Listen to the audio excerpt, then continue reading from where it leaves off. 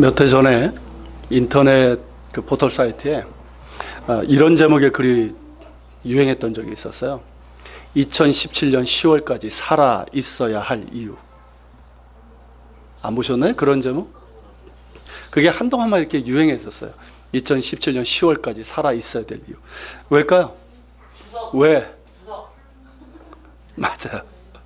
10일간의 연휴죠. 어제서부터 다음 주 월요일까지 10일간의 이 휴일이 있기 때문에, 그래서 2017년 10월까지는 살아 있어야 된다. 뭐 이런 내용의 글이었어요. 물론 이제 모든 분들이 그렇게 쉴 수 있는 건 아니에요. 못 쉬는 분들도 참 많고요. 그리고 10일 동안 쉬는 게 좋은 것이 아닌 분들이 의외로 많습니다. 그렇죠. 자영업을 하시거나 뭐 관계된 일을 하시는 분들, 그리고 또 이렇게 맞벌이를 하시는 분들은 애들 맡길 데가 없어가지고 굉장히 곤욕스러운 게 사실이에요. 그래서 뭐 좋아하시는 분들도 있지만 그렇지 않은 분들도 있습니다. 근데 어쨌든 이게 건국 이래 처음인 것 같아요. 열흘을 이렇게 쉬는 거는. 그리고 이번 연휴의 중심엔 추석이 있죠.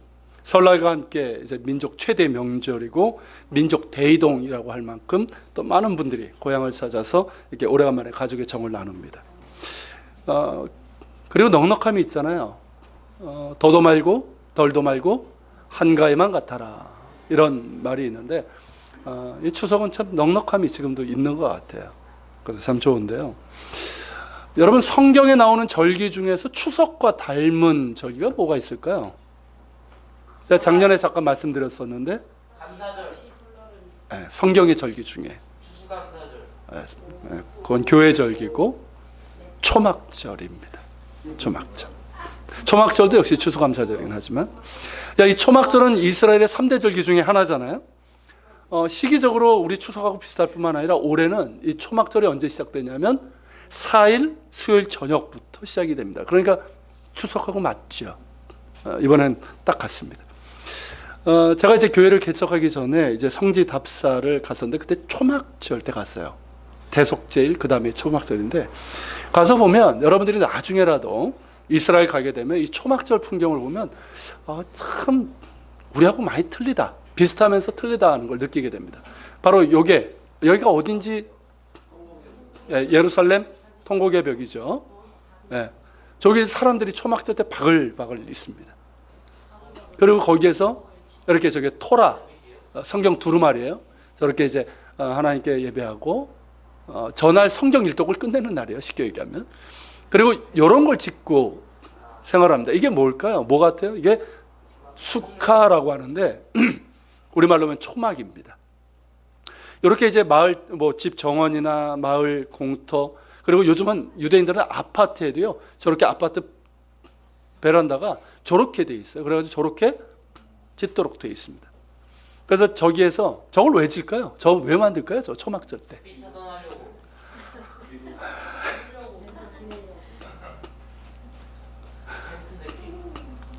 자, 이게 이제 초막절의 풍경이에요. 정말 기쁘게 축제를 벌이죠. 이렇게 하는데요. 일주일 동안 그렇게 합니다. 자, 이 초막절은요, 감사의 절기예요. 아까 얘기했지만 감사의 절기예요. 자, 크게 두 가지를 감사합니다. 뭘까요? 첫째는 출애굽의 은혜에 대한 감사고요. 두 번째는 광야 40년에 대한 감사입니다. 자, 이스라엘 3대 절기, 6월절, 7.7절, 초막절은 이 공통점이 있어요. 셋 다 출애굽과 관련되어 있습니다. 애굽의 노예였다가 하나님께서 그들을 능력으로 구해내셨잖아요. 그래서 하나님의 백성으로 만드시지 않았습니까? 그에 대한 감사예요, 초막절 역시. 근데 이 초막절은 특별히 광야 40년, 계속 광야를 떠돌아다녀야 되잖아요. 그러니까 집을 고정해서 지을 수 없죠. 그러니까 뭘 치고 생활을 해야 됩니까? 네, 텐트, 초막을 치고. 그래서 이 초막절은 그걸 기념하는 거예요. 너희가 가나안 땅에 들어가면 이때가 되면 초막을 짓고 광야 생활을 기억하라는 거예요. 여러분, 광야 생활이 뭡니까? 우리가 성경을 통해서 보겠지만 사람이 살 수 없는 아주 척박한 환경이잖아요. 그곳에서 40년을 살았어요. 먹을 것도 없는, 농사 지을 수 없는 그 땅에서 하나님께서 뭘 먹이시고? 만나와 메추라기를 먹이시고, 그리고 낮에는 4, 50도 올라가고 밤에는 10도 이하로 떨어지는, 낮에 해가 너를 상하게 하고 밤에 해가 너를 해칠 수 있는 그런 광야에서 낮에는 구름 기둥으로, 이렇게 바뀌면 안 돼요. 낮에는 구름 기둥으로, 밤에는 불 기둥으로 그렇게 인도하신 거예요. 하나님께서 말씀하시잖아요. 너희가 광야 40년 가는 동안 옷이 해졌냐 신발이 해졌냐. 그 은혜에 대한 감사한 거예요. 그러니까 어떻습니까? 이 초막절은 이 출애굽의 은혜에 대한 감사와 이 광야 생활에 대한 감사가 있으니까 감사로 넘치는 거예요. 그러니까 축제가 될 수밖에 없는 거예요. 얼마나 그래서 분위기가 밝고 좋은지 모릅니다. 이 초막절은 이제 추수감사의 의미도 또 있는데요. 6월절이나 7.7도도 마찬가지예요. 그때는 밀, 보리를 수확해서 하나님께 감사드리고요. 이 초막절은 가을이니까 이스라엘은 농동사 같은 거 안 하잖아요. 그러니까 다 과일이에요. 가을에는. 뭘까요? 포도. 사과는 1, 2월에 거든. 성경대로 하면 포도, 무화과, 석류, 올리브, 대추야자. 이렇게 5가지입니다. 그런 것도 이제 수확하고, 물론 요즘은 이제 바나나 이런 것도 수확을 해서 같이 이제 감사드리는데, 그러니까 이런 추수감사 의미가 있는 거예요. 그러니까 이 6월 초막절도 그렇고 6월절, 7절 모두가 2가지 감사한 거예요. 그러니까 출애굽의 은혜에 대한 감사, 추수감사에 대한 감사. 축제적으로 하니까. 자, 그렇다면 우리나라 추석은 어떨까요? 우리나라 추석은 어떤 의미가 있을까요? 우리나라 추석은 그저 가족들이 모이고 맛있는 거 많이 먹고, 그래서 남자들은 살이 찌고 여자분들은 피로와 스트레스가 쌓이는 그런 것일까요? 아니면 아이들에게는 용돈도 받고 뭐 그런 날일까요? 저 어렸을 때는 추석은 새 옷 입는 날이었어요. 맞죠? 요즘은 뭐 이렇게 좀, 예전에 새 옷 입기 쉽지 않아서 그래서 추석이 되면 이렇게 기분 좋았어요. 용돈도 조금 받고 뭐 그런 날일까요? 아니면 가족들이 모여가지고 점백, 그 노동인지 이게 뭔지 모르고 그냥 이런 날일까요?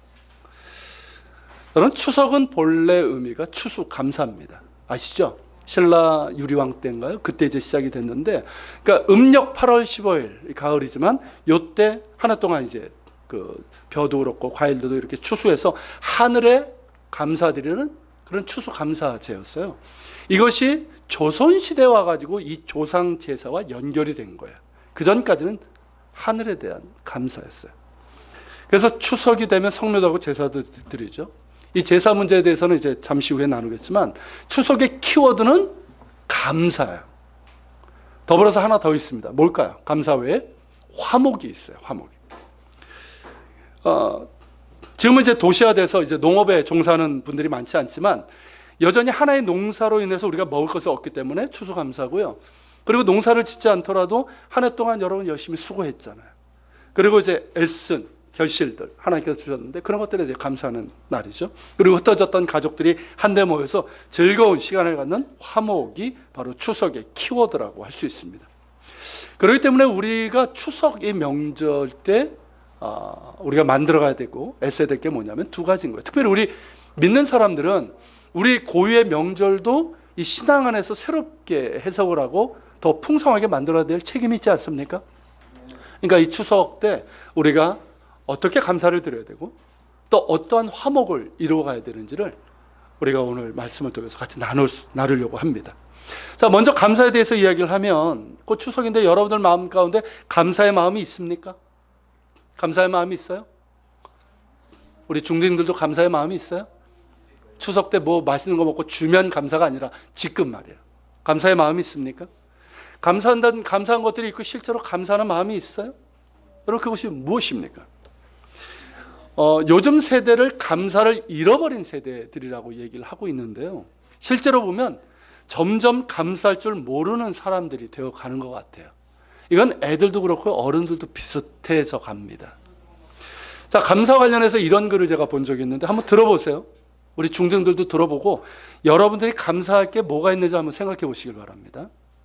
자, 들어보십시오. 아침에 일어났을 때 당신의 몸에 건강한 면이 아픈 면보다 더 많다면 당신은 이번 주를 넘겨 살지 못할 이 세상에 100만 명보다 더 많은 축복을 받은 겁니다. 한 주에 100만 명이 병 때문에 죽어요. 만일 당신이 한 번도 전쟁의 위험이나 수용소의 외로움이나 고문의 고통이나 굶주림의 쓰라림을 경험하지 못했다면 당신은 이 세상에 5억 명의 사람들보다 더 나은 겁니다. 무슨 얘기인지 이해가 되시죠? 5억 명이 전쟁, 굶주림, 고문, 그 고통을 당하고 있어요. 당신이 체포, 협박, 학대, 고문 또는 죽음의 두려움 없이 교회를 갈 수 있다면 당신은 이 세상에 30억의 사람들보다 더 축복을 받은 겁니다. 아세요? 무슨 얘기인지? 30억의 사람들이 신앙생활 하는데 굉장히 어려움을 겪어요. 더 이상 얘기 안 하겠습니다. 자, 당신은 당신의 냉장고 안에 음식이 있고 당신의 몸에 옷이 걸쳐져 있고 머리 위에 지붕이 있고 잠잘 장소가 있다면 이 세상 인구의 75%보다 더 부유한 사람입니다. 아세요? 여러분의 통장이나 지갑에 돈이 있거나 집 어딘가에 작은 그릇 안에 남는 동전이 있다면 당신은 이 세상의 8% 상위권에 드는 부유층입니다. 아십니까?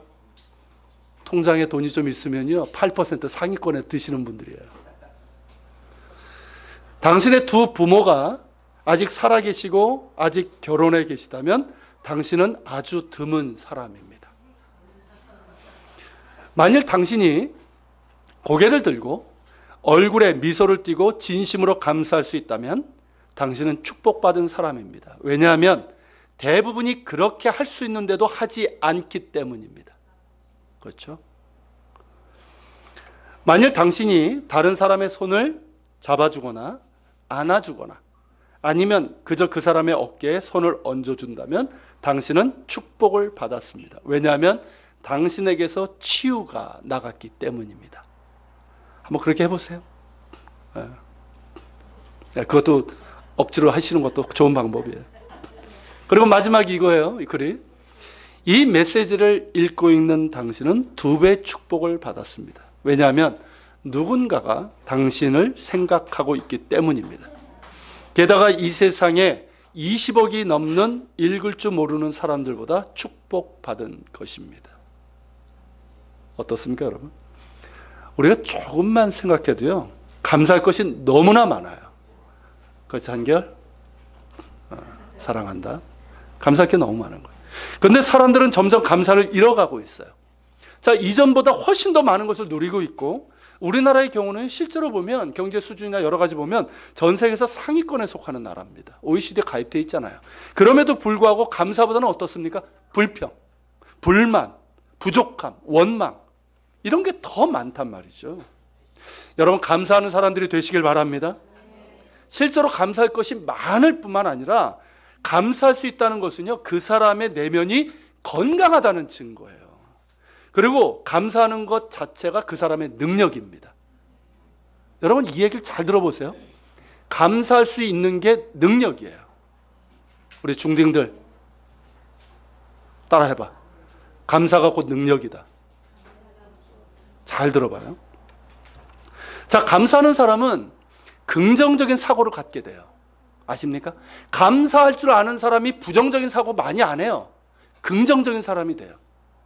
그렇죠? 그리고 작은 것에 감사하기 때문에 자기의 삶에 충실해요. 소중히 여길 줄 아는 거예요. 충실한 거예요. 자기의 삶에. 자족할 줄 알아요.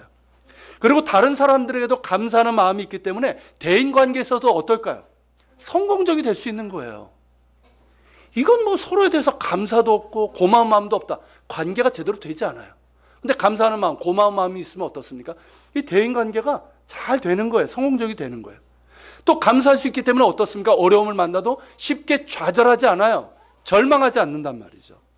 그래서 감사할 줄 아는 것이 곧 능력이다 라고 얘기를 하는 거예요. 여러분 감사하십시오. 특히 우리 청년들, 우리 청소년들 감사를 훈련하세요. 감사를 훈련하라는 말은 뭐냐면 감사를 생각하라는 것이고 말로도 어떻게? 말로도 감사하라, 감사합니다, 감사합니다라고 표현을 의도적으로 하는 그런 훈련을 좀 해야 된다는 거예요. 생각해 보세요. 너무나 당연스럽게 받아들이지 않습니까? 당연스럽게 받잖아요. 여러분 절대 당연한 게 아니에요. 부모님들이 여러분들 그렇게 여러 가지 해주는 거 당연한 게 아니에요. 부모님들의 수고와 희생이 그리고 사랑이 있는 것이고요. 또 다른 사람들의 섬김과 사랑이 있는 거예요. 당연하게 생각하면 안 돼요. 무엇보다 하나님의 사랑이 있습니다. 하나님의 사랑은 결코 당연한 게 아니에요. 당신의 독생자를 내어주신 하나님의 사랑입니다. 결코 당연한 게 아니에요. 여러분 감사하시길 바랍니다. 감사할 줄 모르는 사람을 감사할 줄 모르는 사람을 싸가지가 없다고 그러죠. 이게 사투리입니다. 그래서 제가 설교 때 쓸 수 있는 말이에요. 여러분 싸가지라는 말은 이제 싹수의 방언인데요. 싸가지가 없다는 말이 어떤 의미인지 아십니까? 단순히 버릇이 없다는 뜻이 아니에요. 가망이 없다 이 뜻이에요. 희망이 없다. 자, 싹이 나야 되는데 싹수가 싹이 없어요. 제대로 나지를 못해. 그러니까 얘가 자라날 가망이 있습니까? 없습니까? 없어요. 그래서 여러분 싸가지 없다는 말이 굉장히 이게 그런 말 들으면 안 되는 거예요. 알겠니 얘들아? 너희들에게 하는 얘기는 아닌데. 여러분 감사할 줄 모른다는 것은 늘 불만스럽고 불평하고 인색하고 욕심내고 원망한다는 거예요. 그러니까 잘될 가망이 별로 없는 거예요. 싸가지 있는 사람이 돼야 됩니다. 가망 있는 사람이 돼야 되는 거예요. 감사할 줄 아는 사람이 가망이 있고 희망이 있습니다. 감사할 줄 아는 사람은요, 그 생각이 긍정적으로 바뀌게 돼 있어요. 실제로 해보십시오. 감사해 보세요. 생각이 긍정적으로 바뀝니다. 작은 것 소중히 여길 줄 알아요. 감사할 줄 모르니까 작은 것, 나에게 있는 것, 그걸 감사할 줄 모르는 거예요. 근데 감사할 줄 알면 작은 것을 소중히 여기게 되고 또 자기에게 주어진 일 성실하게 할 수 있습니다. 감사하지 못하니까 어떻습니까? 성실하지 못하고 뭘 하다가 오래 가질 못해. 그렇죠? 근데 감사하면 내게 주어진 일에 충실할 수 있는 거예요. 감사할 줄 아는 사람은 욕심내지 않고요. 자족할 줄 알고 내 것 나누어 줄 줄도 압니다. 감사를 하기 때문에 나눌 수 있는 거예요. 그렇지 않으면 욕심밖에 없어요. 여러분 감사할 줄 아는 사람은 쉽게 낙심하거나 좌절하지 않습니다. 복습 노트 쓸 거야. 잘 들어. 자, 감사할 줄 아는 사람은 쉽게 낙심하거나 좌절하지 않아요. 절망하고 죽을 생각을 할까요? 감사할 줄 아는 사람이? 실패했다고? 그러지 않아요. 힘들고 실패해도 감사할 수 있으면 다시 일어설 수 있어요. 다시 도전할 수 있어요. 그래서 감사할 줄 아는 사람이 싸가지가 있다. 가망이 있고 희망이 있다라고 하는 거예요. 여러분 성경에서도 뭐라고 말씀하십니까? 같이 한번 읽어볼까요? 항상 기뻐하라. 쉬지 말고 기도하라. 범사에 감사하라. 이것이 그리스도 예수 안에서 너를 향하신 하나님의 뜻이니라. 자, 범사에 감사하라 무슨 뜻이에요? 모든 일에 감사하라. 언제나 감사하라 그 뜻이에요. 이렇게 감사하는 것이 우리를 향하신 하나님의 뜻입니다. 우리를 향하신 하나님의 뜻은 우리가 행복하길 바라시는 거예요. 할렐루야. 하나님은요, 그 누구보다도 우리가 행복하길 원하셔요. 당신의 자녀들이 행복하길 원하셔요. 내면이 건강하길 원하시고 아름다운 삶을 살기를 원하십니다. 그러기에 감사하라고 하는 거예요. 범사에 감사하라. 모든 일에 감사하십시오. 이것이 여러분들의 행복과 건강과 아름다운 삶을 바라시는 하나님의 뜻입니다. 여러분 추석은 감사의 절기 때문에 더더욱 감사하는 거예요. 지난 한 해 동안 돌아보면서 감사하는 시간을 가지십시오. 여러분 이 추석 가정예배 순서지 안에 보면 말씀하고 나서요, 가족기도가 있는데 거기 보면 그간 감사했던 것을 나누시고 그걸 가지고 기도하는 순서가 있어요. 여러분 꼭 그렇게 해보십시오. 저희 가정은 한 2년 전서부터 이걸 이제 저희도 하면서 그걸 하고 있어요. 그래서 제가 이제 말씀을 전하고 그래서 우리 아이들에게 우리 가족 다 그래요. 야, 지난 한 해 동안 감사한 내용을 한번 얘기해 보자 라고 얘기합니다. 그럼 다 얘기해요. 다윗도 얘기하고 시원이도 우리 큰애도 얘기합니다. 저도 그렇고 아내도. 여러분 그렇게 감사한 내용들을 이야기하고 그러면 의외의 것들이 나와요. 부모님을 기쁘시게 하는 것도 많이 나옵니다. 생각보다. 그러면 그것 가지고 감사하면서 기도하는 거예요. 얼마나 좋습니까 여러분? 가족이 모여가지고 추석 때도 그냥 하는 게 뭡니까? 그냥 먹고 마시고 그리고 TV만 보다가 고스톱 치다가 아니면 게임하다가 그러다가 또 그냥 야단치고 싸우기도 하고 그런 것보다 추석 때 예배드리고 감사하는 시간을 꼭 가지시길 바랍니다. 우리 학생들의 경우 잘 들으세요. 자, 부모님이 교회 다니지 않아서 어려우면 그냥 대화를 통해서 한 해 동안 감사한 것들을 이야기하고 해보세요. 먼저 그렇게 하면 되는 거예요. 뭐 부모님이 교회 다니지 않는데 예배드리라고 하기는 쉽지 않으니까 얘기하는 거예요. 아빠, 엄마, 나는 올해 한 해 동안 이것이 감사했어요. 엄마는 어때요? 아빠는 어때요? 그렇게 한번 해보세요, 여러분들. 그럼 엄마, 아빠가 어떻게 생각할 것 같아요? 이놈 봐라? 철 들었네? 그 생각해요. 그러면서 야, 엄마는 올 한 해 동안 이것 때문에 감사했어. 아빠는 이것 때문에 감사했어. 그 얘기 해요. 용돈이 더 나와. 여러분 감사하십시오. 첫째는 하나님께 감사하고 그리고 부모님과 조상에 대해서도 감사하는 시간을 가지십시오. 그러나 조상에게는 제사하지 않도록 하십시오. 죽은 조상에게 음식을 차리고 절을 하는 것은 효도가 아니에요. 한국은 그걸 효도라고 얘기하는데 효도가 아니에요. 여러분 죽은 조상이 홀령이 돼서 귀신이 돼서 와가지고 음식을 먹고 자손들에게 복을 준다는 생각을 갖고 있는데 이거는 믿음도 아니고 아무것도 아니에요. 여러분 본래 제사가 어떻게 유래된지 아십니까? 사람들이 잘 몰라요. 이건 유교에서 나온 게 아니에요. 중국에서요. 개망나니 같은 아들이 있었어요. 살아계실 때 부모가 살아계실 때 말 죽어라 안 듣던 아들이 돌아가셨는데 돌아가시니까 사람들이 어떻습니까? 화병에 돌아가신 거예요. 그러니까 사람들이 손가락 자는 거예요. 저런 개망나니 같은 놈 같으라고. 그러니까 이 아들이 어땠냐면 뭐 이렇게 옷을 막 허름하게 입고 음식을 차려놓고 부모님들이 좋아하던 거 그리고 절을 한 거에서부터 유래가 된 거예요. 이게 유교적인 색깔을 입으면서 조상 제사가 된 거예요. 그러면서 우리나라 신앙이 돼버렸잖아요. 마치 죽은 조상이 신이 돼서 와가지고 그 제사밥 먹고 복을 주는 것처럼. 착각하지 마십시오. 죽은 조상은 신이 되는 것도 아니고 홀령이 돼서 제사밥 먹고 가는 것도 아니에요. 그리고 그것 먹고 자손들에게 복을 줄 수 있는 존재도 아닙니다. 그것은 그런 조상을 숭배하는 건 우상 숭배 같은 거예요. 우리에게 복을 주시는 분은 오직 하나님이십니다. 할렐루야. 그렇기 때문에 우리 그리스도인들은 제사를 지내지 않는 거예요. 그 앞에서 절하지 않도록 하십시오. 조상을 우리가 존경은 하지만 절하는 건 아니에요. 여러분 지혜롭게 하세요. 저는 어렸을 때 어떻게 하는지 아십니까? 저 아버지도 교회를 안 다니셨고 어머니가 늘 가르쳐 주셨어요. 우리 큰집 충남이었는데 아산이었는데 가면은 이제 되게 이제 종갓집에서 제사 엄청나게 드리잖아요. 고조 막 이렇게 할아버지까지. 그렇게 제사하면 얼마나 절을 하는지 몰라요. 근데 우리 어머님이 뭐라고 그러셨냐면 처음에 같이 이렇게 숙이라는 거죠. 숙이는데 그냥 무릎을 꿇고 앉아라. 절하지 말고. 그리고 너는 계속 무릎 꿇고 앉아가지고 사도신경이나 주기도문을 외워라.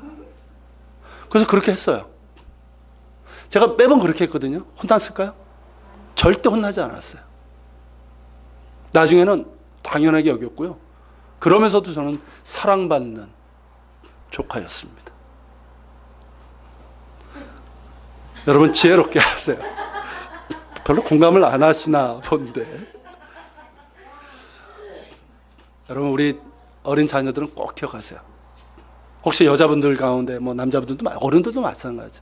쉬운 문제가 아니에요. 조상 제사 문제는. 지혜롭게 여러분들 하시길 바랍니다.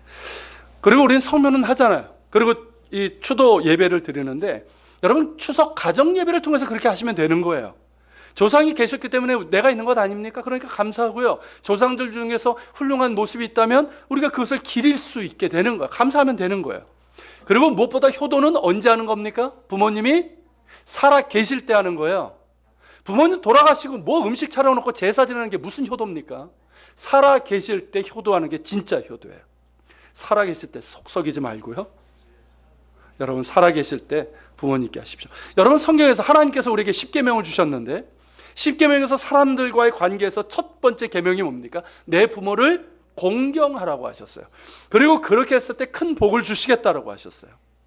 여러분 살아계신 부모님께 효도하십시오. 효도는 다른 것 아니에요. 저는 그 얘기합니다.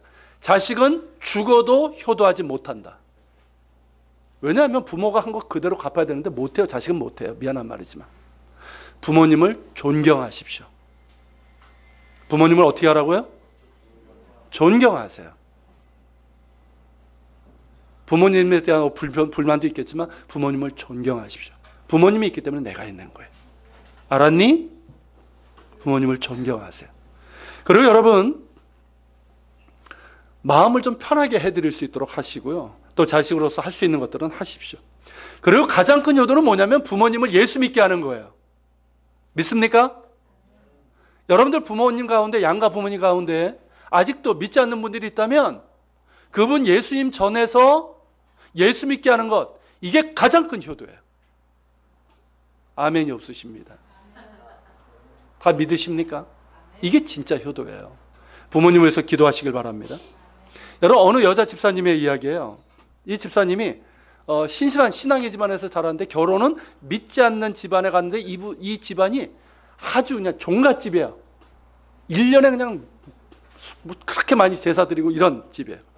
또 이렇게 종갓집은 어떻습니까? 명절이 되면 처음부터 끝까지 음식하고 이러다가 골병 나는 집안이잖아요. 그러니까 신앙 때문에 이 집사님이 시어머니에게 굉장히 미움을 샀어요. 굉장히 핍박을 많이 받았어요. 그러니까 명절이 되면 어떻습니까? 명절 가까이만 되면 벌써 몸이 아프기 시작하는 거예요. 막 스트레스, 가기 싫어가지고 아주 죽겠는 거예요. 그런데 이런 증세가 이제 해가 거듭할수록 더해지죠. 근데 이 문제를 가지고 이분이 작정 기도를 했어요. 하나님, 너무 괴롭습니다. 시댁에 가는 것이 죽어도 싫습니다. 그런데 마음속에 이런 생각이 들면서 하나님의 응답처럼 들려졌어요. 야, 너만 괴로운 게 아니다. 너의 시댁을 사로잡고 있는 마귀도 너로 인해서 괴롭단다. 이해가 되십니까? 무슨 얘기인지? 거기서부터 이 집사님이 시댁에 가는 발걸음이 가벼워졌어요. 추석 명절에 시댁을 가는데 속에서부터 이상하게 뭐 신이 나는 거예요. 싸움하러 가는 거잖아요. 지금 시어머니하고 싸우는 게 아니에요. 그 집을 잡고 있는 마귀하고 싸우는 거예요. 악한 영하고. 그래서 시댁의 문을 열고 들어갈 때서부터 속으로 말했다면서 선포했어요. 마귀야, 괴롭지, 나왔다? 너 한번 당해봐.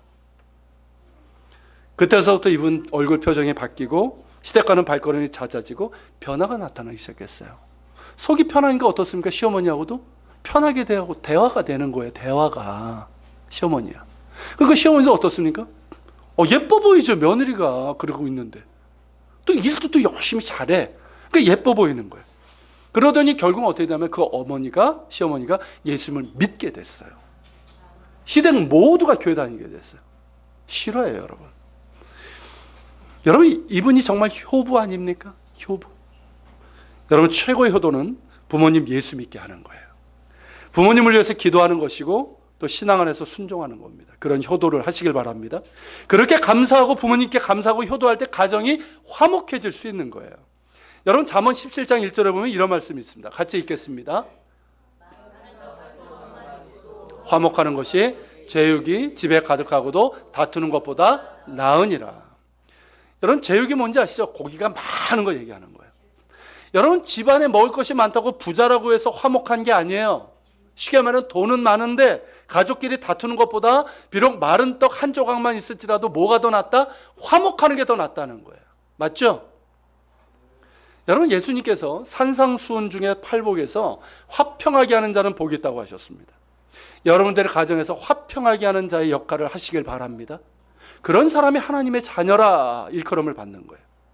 여러분, 어떻게 하면 화평하게 하는 역할을 할 수 있을까요? 여러 가지를 할 수 있겠지만 무엇보다 감사하는 자가 되시길 바랍니다. 부모님께 감사하세요. 시댁에 가면 시부모님께 감사하는 마음을 가지시고요. 처가에 가면 처가 부모님께 또 감사하는 마음을 가지세요. 그렇게 감사하는 마음을 가지고 그렇게 대하십시오. 감사하는 마음을 가지고 그것을 겉으로 드러내세요. 꼭 물질로 하지 않아도 돼요. 꼭 물질로도 해야 되지만 물질로만 할 수 있는 건 아니잖아요. 감사하는 마음을 가지고 대하면 관계가 달라집니다. 서운한 마음이 있잖아요. 그죠? 상처도 있고. 서운한 마음도요, 감사하기 시작하면 이해하는 마음으로 바뀔 수 있습니다. 할렐루야. 나아가 감사하는 마음으로 바뀔 수가 있는 거예요. 그러면 관계도 달라질 수 있는 거예요. 화목해질 수 있습니다. 여러분, 시편 133편에서 보라, 형제가 연합하여 동거함이 어찌 그리 선하고 아름다운 거라고 그랬잖아요. 여러분, 거기에서 하나님께서 복을 주셨다고 그랬어요. 그 자리에. 여러분, 형제가 연합하여 동거한다는 게 뭡니까? 형제가 하나 돼서 같이 살아가는 것을 얘기하는 거예요. 여러분, 그 모습 자체가 어떻습니까? 좋고 아름답잖아요. 거기 하나님께서 복을 더해 주신다는 거예요. 아쉽게도 그렇지 못한 가정이 더 많지만 그렇기 때문에 더더욱 우리 믿는 사람들이 화목하게 하는 자의 역할을 해야 하는 것입니다. 예를 들어서 무엇보다 감사하는 여러분 되시길 바랍니다.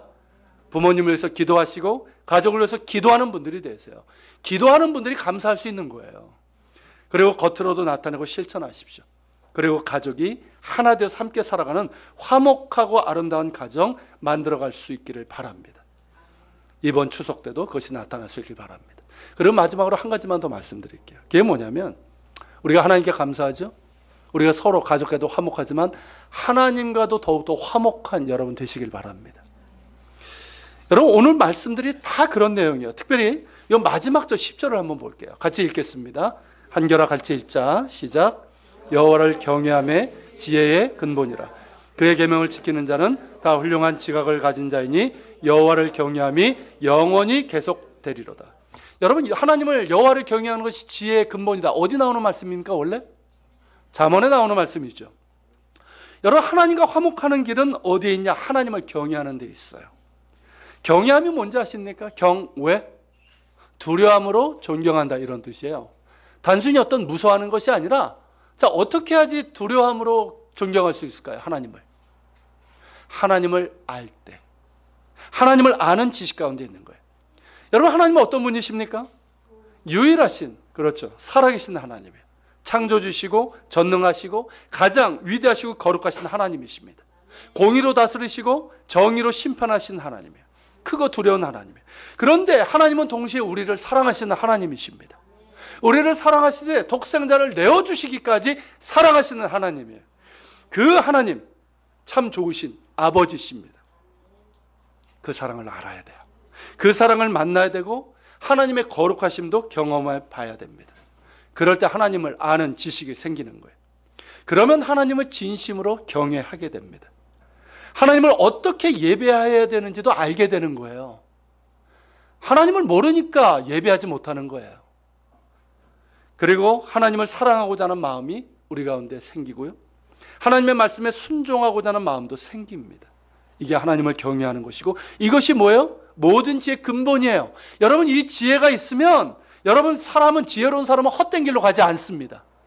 하나님을 경외하는 사람은요 무엇이 바른 길인지 알아요. 헛된 길로 가지 않아요. 망하는 길로 가지 않아요. 흥하는 길, 복된 길, 생명의 길로 가게 됩니다. 그러면서 인생이 어때요? 복되고 아름답고 풍성한 열매를 맺게 되는 거예요. 그런 여러분 되시길 바랍니다. 그런 가정을 만들어 가세요. 그리고 부모님들 꼭 들으세요. 여러분들 자녀들에게 하나님을 경외하는 법을 가르치십시오. 이게 부모님들이 해야 될 일이에요. 가르치셔야 돼요. 하나님을 경외하는 법, 하나님을 어떻게 예배해야 되는지, 어떻게 순종해야 되는지를 가르치십시오.